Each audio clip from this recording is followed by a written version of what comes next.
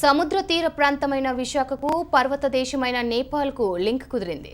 భారత్ నేపాల్ మధ్య వాణిజ్య ఒప్పందంలో భాగంగా అవసరమైన వస్తువులను తూర్పు తీరం నుంచి దిగుమతి చేసుకునేందుకు నేపాల్ ప్రభుత్వం ముందుకొచ్చింది. ఇప్పటివరకు కోల్కతా రేవు నుంచి దిగుమతి చేసుకున్న నేపాల్ విశాఖ రేవును కూడా ఎంచుకుంది.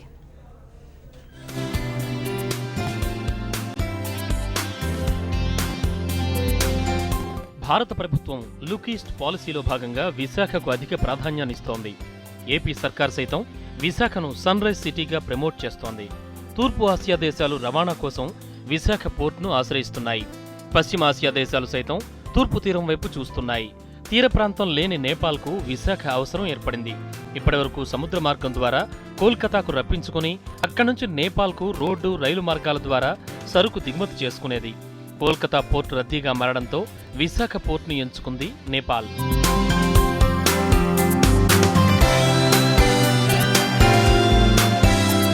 విశాఖ పోర్ట్ చైర్మన్గా ఉన్న కృష్ణబాబు కోల్కతా పోర్టు కూడా ఇన్ఛార్జిగా బాధ్యతలు చూస్తున్నారు. దీంతో ప్రత్యామ్నాయంగా విశాఖ పోర్టును పరిశీలించాలని కోరగా నేపాల్ బృందం సానుకూలంగా స్పందించింది. నేపాల్ ఉన్నత స్థాయి బృందం విశాఖలో పర్యటించింది. పోర్టు, రైల్వే, రోడ్డు, వాయు మార్గాలను పరిశీలించిన నేపాల్ అధికారులు కోల్కతాతో పోల్చుకుంటే విశాఖ, నేపాల్ మధ్య దూరం రెట్టింపు ఉంటుందని అంచనా వేశారు. అయితే సరుకు రవాణాకు అనువైన పరిస్థితులున్నట్లు నేపాల్ అధికారులు భావిస్తున్నట్లు తెలిపారు పోర్ట్ చైర్మన్ కృష్ణబాబు. మనం ఫాస్ట్ టర్న్ అరౌండ్ టైం ఉంది, ప్రాసెస్ చాలా సింప్లిఫైడ్ ఉంటుంది. అలాగే మనకి వివిధ రకాలైన అడ్వాంటేజెస్ ఇక్కడ ఉన్నాయి కాబట్టి ఆ అడ్వాంటేజెస్ డెఫినెట్లీ ఈ 600 కిలోమీటర్లు ఎక్స్ట్రా అయినప్పటికీ కూడా నేపాల్ నుంచి ట్రేడర్స్ వైజాగ్లో ఆపరేట్ చేయడానికి ఉత్సాహం చూపిస్తున్నారు.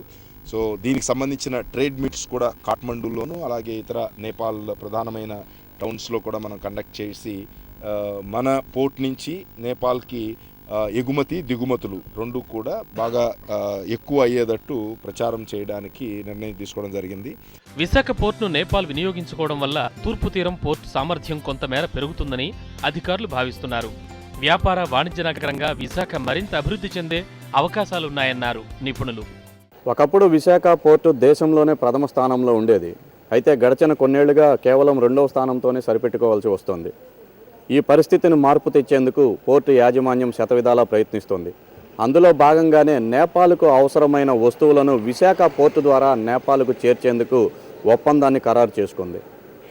ఇది సాకారమైతే విశాఖ పోర్టు తిరిగి ప్రథమ స్థానాన్ని సాధిస్తుందనడంలో ఎటువంటి సందేహము లేదు.